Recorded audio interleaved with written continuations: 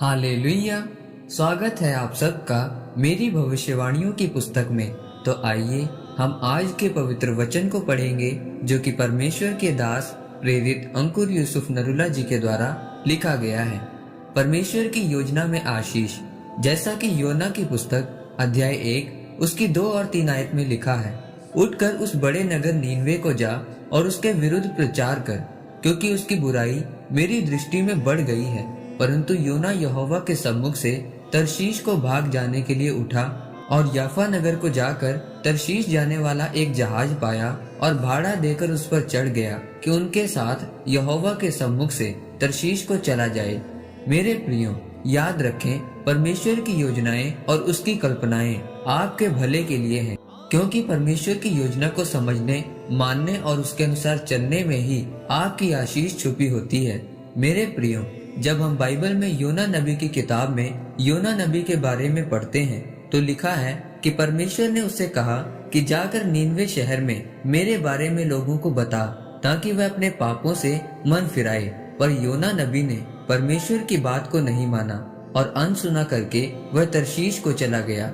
और जब वह तरशीश को जा रहा था तो रास्ते में बहुत जोर का तूफान आया और यह तूफान परमेश्वर की ओर से था।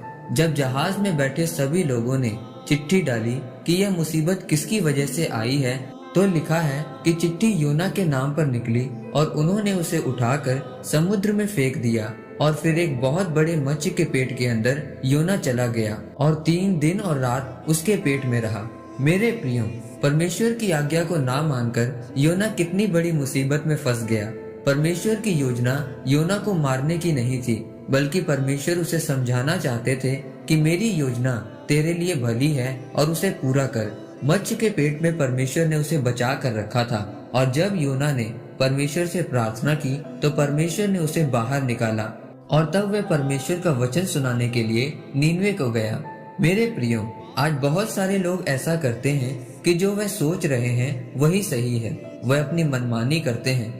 कई तो परमेश्वर के दासों की बातों या भविष्यवाणियों पर विश्वास ही नहीं करते और जब वे किसी भारी मुसीबत में पड़ते हैं तो कहते हैं कि मेरे साथ ऐसा क्यों हो रहा है, परमेश्वर में होकर भी यह परेशानी मेरे जीवन में क्यों है।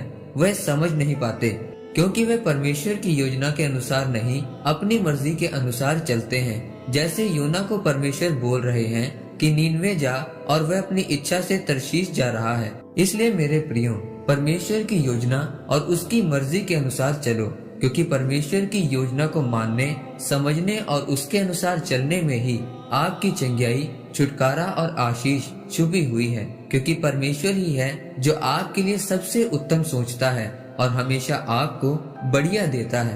परमेश्वर इस वचन के द्वारा आपको आशीषित करे। आमीन।